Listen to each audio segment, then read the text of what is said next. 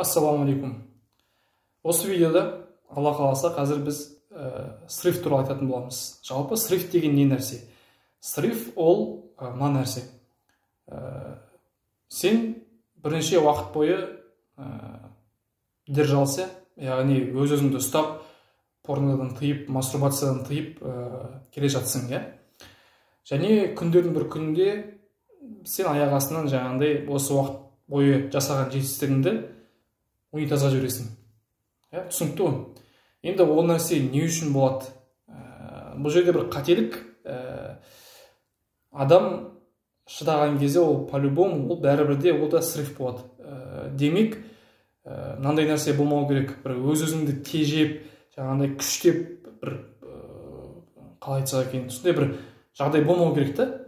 Яғни ол нәрсе адамға жеңіл болу керек. Ал ол үшін сіз өзіңіздің бір хоббиіңіз болу керек, болмаса өзіңізден бір әйтеуір дегенде шұғылданатын бір өзіңіздің ісіңіз болу керек, бос уақытыңыз аз болу керек. Сол кезде сізде сондай жаман ойларға деген мүмкіндіктеріңіз аз болады, және энергияңыз да соған аз болады. Ал егер сіздің уақытыңыз көп болса, сіздің энергияңыз көп болса, онда ол түптің түбінде сол нәрсеге қайтадан алып келеді. Өйткені дофаминовая ломка деген нәрсе бар. Мысалға, сіз қаншама жылдар бойы осы нәрсемен айналысып келе жатқаннан кейін, қаншама жылдар бойы порнографияны көріп, соған мастурбация жасап келе жатқаннан кейін сіздің организміңіз қатты үйреніп қалады, және ол бірнеше бір жарты жылдың ішінде ол өзгеретін нәрсе емес. Сондықтан жігіттер, егер сриф болатын болса, онда еш уайымдамаймыз. Себебі мықты адам мен әлсіз адамның айырмашылығы, мықты адам сриф болған кезде, яғни ол сүрінеді, сүрінгеннен кейін ол қайтадан одан сайын мықты болуға тырысады, және ол одан сайын мықты болады ол. Яғни ол бір рет сүрінді, қайттан тұрады ол.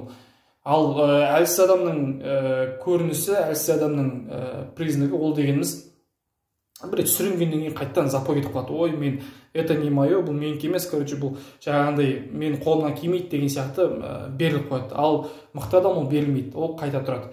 Сондықтан осы жерде мифтік бір құс бар ғой, феникс деген. Сол феникс сияқты болу керек та. Ол қалай? Ол өмірдің соңында өртенеді және күл болады. Сосын күлден қайттан ол балпан болып шығады. Сол сияқты адам сүрінгеннен кейін, жаңағы сриф болғаннан кейін қайта тұрып, ол одан сайын мықты болуға тырысу керек. Сондықтан жігіттер, еш уайымдамаймыз. Сриф деген ол негізі нормально, бірақ мына нәрсені ұмытпау керек. Сіз не үшін сізде сриф болды? Сол жерде қандай қателік жібердіңіз, соны талдау жасап, анализ жасап, енді сол қателікке ұрынбауға тырысу керек. Жақсы жігіттер, қуатты болыңдар.